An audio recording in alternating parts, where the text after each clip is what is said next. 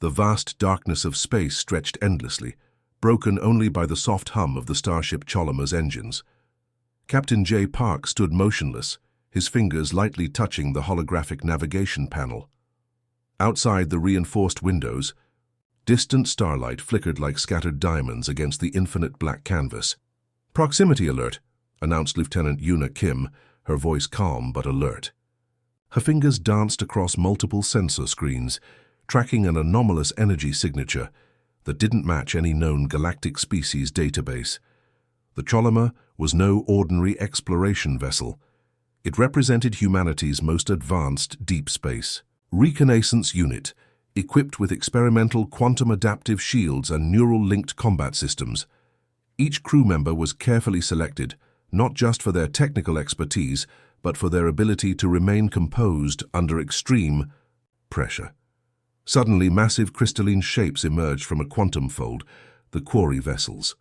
Unlike traditional spacecraft, these entities looked more like living geometric organisms, shifting and pulsating with an alien biomechanical rhythm. Their hull structures seemed to breathe, metallic surfaces rippling like liquid mercury. "Passive scanning," Jay commanded. "No active emissions." Yuna's eyes narrowed. "Their energy signatures are unusual. They're not just scanning us. They're analyzing our molecular composition."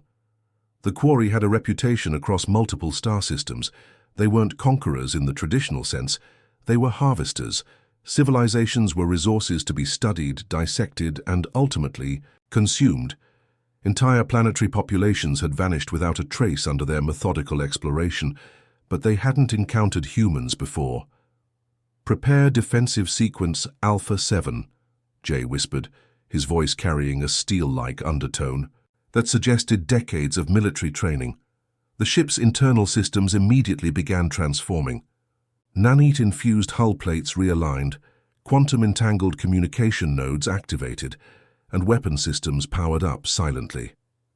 Humans had learned from centuries of conflict. Preparation was survival. Outside, the quarry vessels started an intricate dance. Their movements weren't aggressive, but calculated, like predators studying potential prey.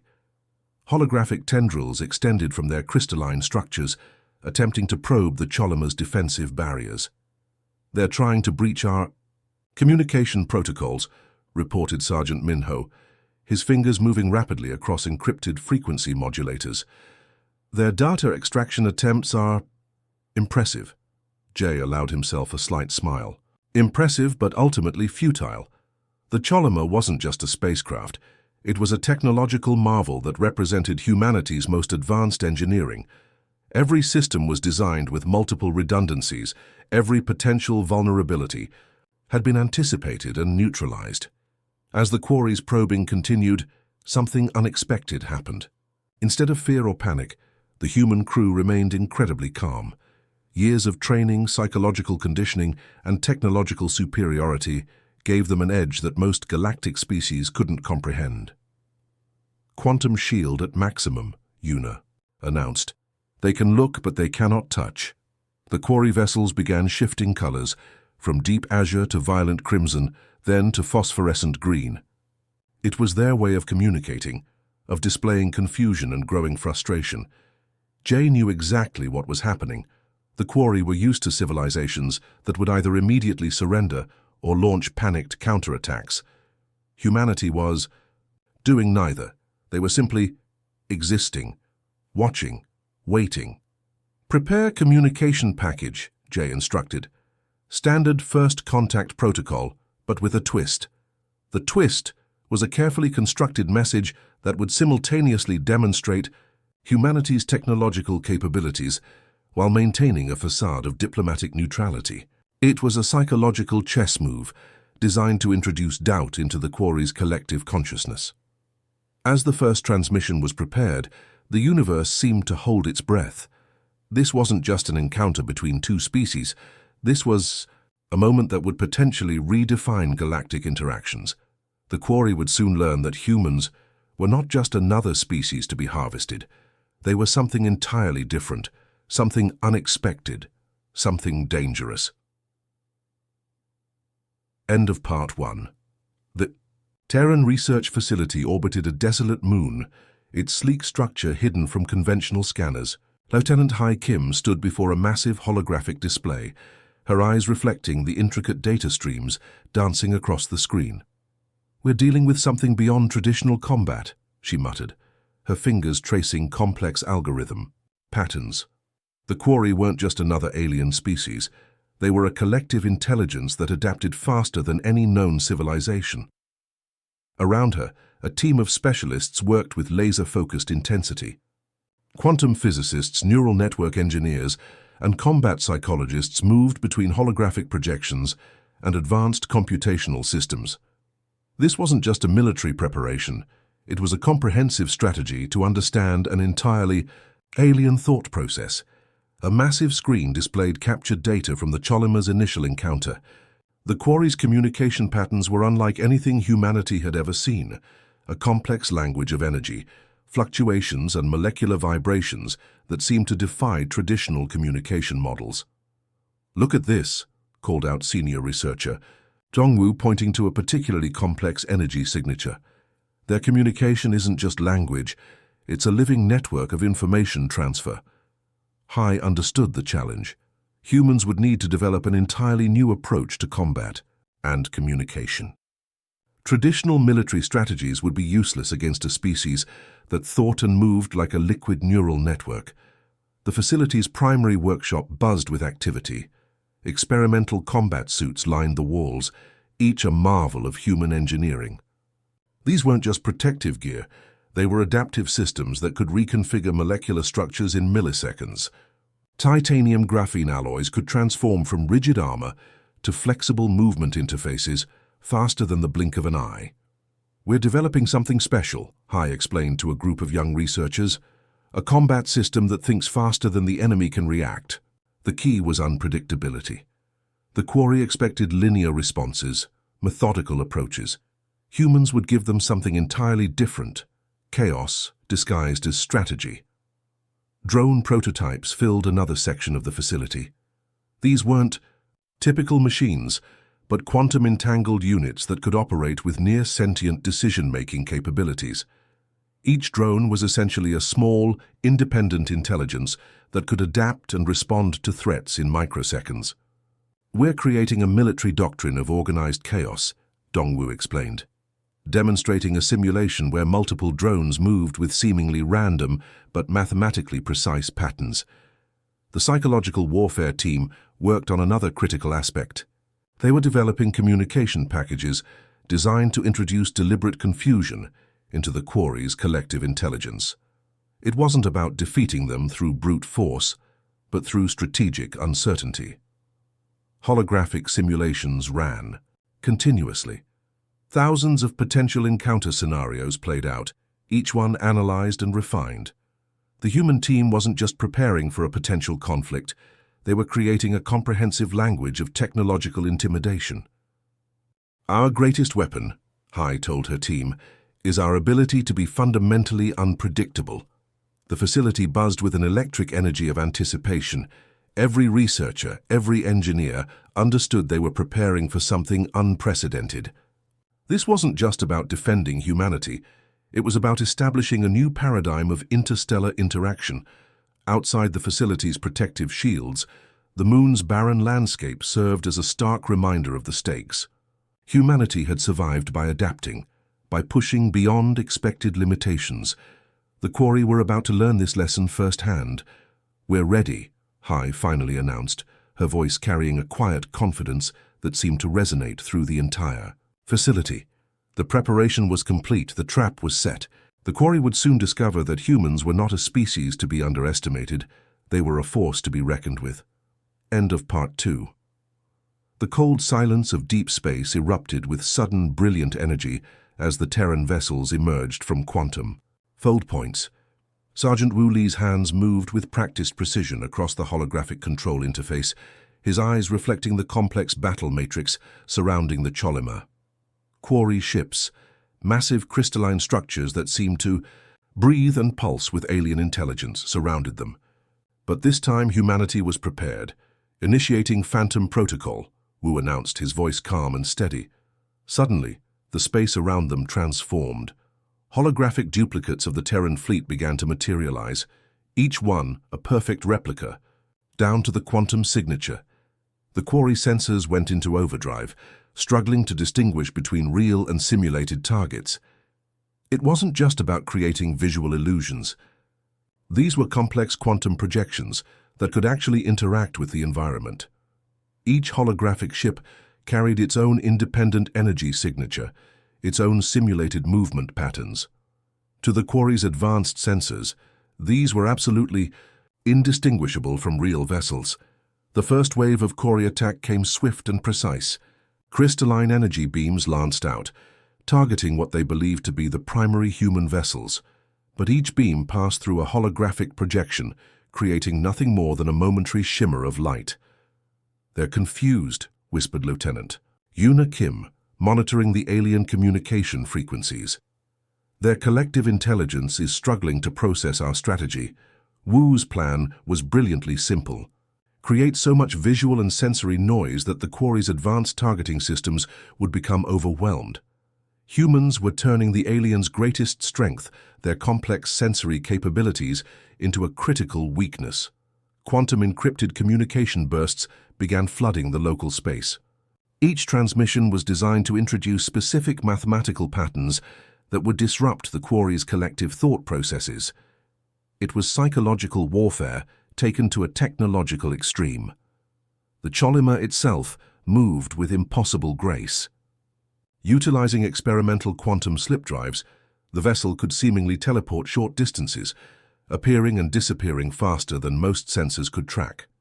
Traditional space combat became a three-dimensional chess match, with humanity playing by rules the quarry couldn't comprehend. Multiple holographic squadrons deployed, Yuna reported. They're creating complex interference patterns across all known quarry communication bands. Drone swarms launched from the Cholima's adaptive launch bays. These weren't simple remote-controlled machines, but AI-driven units with independent decision-making capabilities. They moved in patterns that defied traditional military doctrine, sometimes appearing to act randomly, but each movement was part of a larger mathematically precise strategy. The quarry ships began to show signs of genuine confusion. Their crystalline structures started shifting colors rapidly, a sign of internal communication breakdown. They had never encountered a species that could so completely disrupt their advanced sensory systems. Energy fluctuations detected in primary quarry command vessels, Wu noted. They're experiencing what we'd call a cognitive overload. Holographic projections began to tell a story of human vessels that could multiply at will, of technology that seemed to defy the basic laws of physics. Each projection was carefully crafted to introduce maximum psychological uncertainty. One particularly brilliant strategy involved creating holographic scenarios that suggested massive human reinforcement fleets were moments away from arriving. The quarry sensors picked up these carefully constructed quantum signatures, adding another layer of doubt and fear. "They're pulling back," Yuna said, a hint of excitement in her voice. "Our psychological disruption is working better than we predicted." The space around them became a canvas of light and quantum uncertainty. Holographic ships danced between real vessels, energy signatures flickered and merged, and the quarry found themselves completely unable to establish a coherent battle strategy. Humanity wasn't just defending itself, it was rewriting the rules of interstellar conflict. As the engagement continued, one thing became crystal clear. The quarry had severely underestimated their human opponents. This was no ordinary first contact. This was a demonstration of human, technological and psychological superiority. End of Part 3. The communication center aboard the Cholima hummed with an intensity that felt almost alive. Commander Sue Park stood at the primary console, her fingers dancing across quantum-encrypted transmission interfaces. The next phase of their strategy wasn't about physical combat. It was about breaking the quarry's collective psychological framework. "Prepare communication package Alpha 9, she commanded, her voice steady and precise. Massive holographic displays came to life, showing complex mathematical patterns that seemed to breathe and pulse with an almost organic rhythm. These weren't just messages. They were carefully constructed psychological traps designed to infiltrate the quarry's collective intelligence. The first transmission looked like a simple mathematical sequence, but buried within its complex algorithms were psychological triggers that would create maximum cognitive dissonance. Each symbol, each frequency, was meticulously designed to introduce doubt, confusion, and a sense of overwhelming uncertainty. "We're not just communicating," Lieutenant Jae-hyun explained to his team. "We're essentially creating a virus of information." Quantum-encrypted broadcasts began flooding quarry communication channels. These transmissions contained layers of information that would take their advanced systems millennia to fully decode. Each message suggested humanity possessed technologies so advanced they were practically incomprehensible. One particularly brilliant transmission created the illusion of multiple human civilizations existing simultaneously. Complex holographic data suggested massive fleet movements, technological capabilities that seemed to defy known physical laws, and hints of scientific understanding that would make the quarry question everything they knew about intelligent life. "Watch this," Sue said, pointing to a series of rapidly changing quantum signatures. The transmission began introducing mathematical paradoxes that would cause significant disruption in the quarry's collective processing systems. It was like dropping a complex philosophical puzzle into a machine designed for linear thinking. Holographic projections appeared across quarry communication networks, images of human technological achievements that seemed to blur the line between reality and impossible imagination. Quantum computing models, energy manipulation techniques, and hints of technologies that suggested humanity could potentially manipulate fundamental universal constants. "We're creating a narrative of technological superiority," Jae-hyun explained. "Not through direct threat, but through controlled information exposure." The psychological warfare team had spent months developing these transmission strategies. They understood that the quarry processed information differently from traditional biological entities. Each message was a carefully crafted weapon designed to introduce maximum uncertainty. Some transmissions looked like scientific data, others appeared to be complex mathematical equations. A few seemed like random noise, but each carried specific psychological triggers designed to create maximum cognitive disruption. "Their communication networks are becoming unstable," reported senior analyst Minji, watching the quantum frequency monitors. "Our transmissions are causing cascading uncertainty in their collective intelligence." The brilliance of the strategy wasn't about direct confrontation. It was about making the quarry question their own understanding of reality.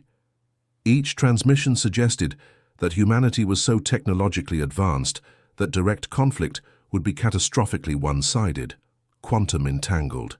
Communication packages began introducing deliberate inconsistencies, mathematical models that suggested multiple potential technological paths, each more advanced than traditional understanding.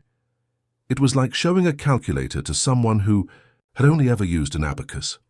"We're essentially weaponizing information," Sue explained quietly. "Our goal isn't destruction, it's complete psychological neutralization." The space around the Cholomer became a battlefield of invisible waves, quantum frequencies, mathematical paradoxes, and carefully constructed psychological triggers dancing across the electromagnetic spectrum. The quarry were experiencing something they had never encountered before, a species that could wage war through pure information, a civilization that could destabilize their entire collective consciousness without firing a single traditional weapon. Humanity was rewriting the rules of interstellar conflict. One quantum transmission at a time. End of Part 4. The quantum communication. Chamber aboard the Cholomer glowed with an ethereal blue light. Captain J. Park watched as the final stages of their cosmic strategy unfolded. A delicate dance of technological superiority and psychological manipulation that would forever change galactic interaction. Quarry leadership clusters began fragmenting. Their collective intelligence, once considered invincible, now trembled with unprecedented uncertainty. Massive crystalline communication nodes flickered erratically, processing streams of information that challenged everything they understood about intelligent life. "Initiate final transmission sequence," Jay whispered. The space around them transformed. Holographic projections began revealing carefully constructed scenarios, glimpses of human technological capabilities that bordered on the impossible. Quantum, computing models that suggested humanity could potentially manipulate fundamental universal constants, energy manipulation techniques that defied traditional scientific understanding. Senior researcher Yuna Kim monitored the quantum frequency bands. Their collective decision-making process is completely destabilizing, she reported, a subtle smile crossing her face. The transmission wasn't just a message, it was a comprehensive psychological deconstruction of the quarry's entire strategic framework. Each quantum pulse carried layers of mathematical complexity that would take their most advanced systems centuries to fully comprehend.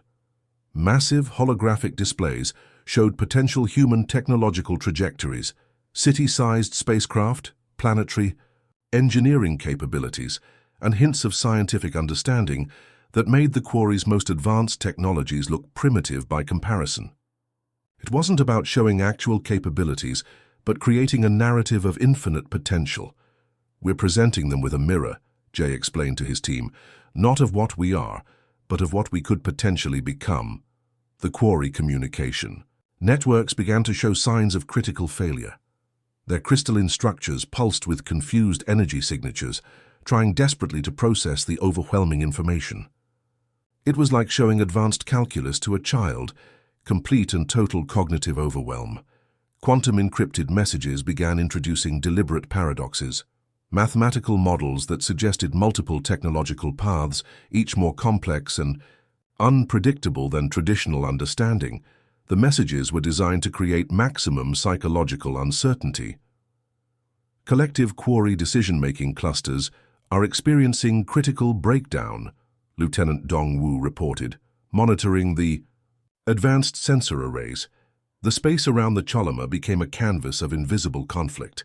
Quantum frequencies danced across electromagnetic spectrums, creating a battlefield where information was the most powerful weapon. Humanity was demonstrating that true technological superiority wasn't about destruction, it was about complete psychological neutralization. Suddenly, the quarry communication networks began to retreat. Their massive crystalline vessels started pulling back, creating massive quantum fold points that would take them far from human-controlled space. It wasn't a traditional surrender. It was a strategic withdrawal born from complete psychological defeat. "They're running," Yuna said, a mix of satisfaction and disbelief in her voice. The final transmission was a masterpiece of psychological warfare. It didn't threaten. It didn't attack. It simply existed. A complex mathematical symphony that suggested humanity's potential was fundamentally incomprehensible to the quarry's limited understanding. Jay watched as the last quarry vessels disappeared into quantum fold points. They hadn't been defeated through traditional military might. They had been neutralized through a weapon far more powerful, pure, unbridled human creativity and technological potential. "Message received," Jay said quietly. The galactic communication networks would soon spread a new narrative. Humans weren't just another species to be harvested or conquered. They were something entirely different, a civilization that could wage war through pure information, that could destabilize entire collective intelligences without firing a single traditional weapon. As the Choloma's quantum drives hummed to life, preparing to return home, one thing became absolutely clear. The universe had just met humanity, and humanity had made its first impression. End of Part 5.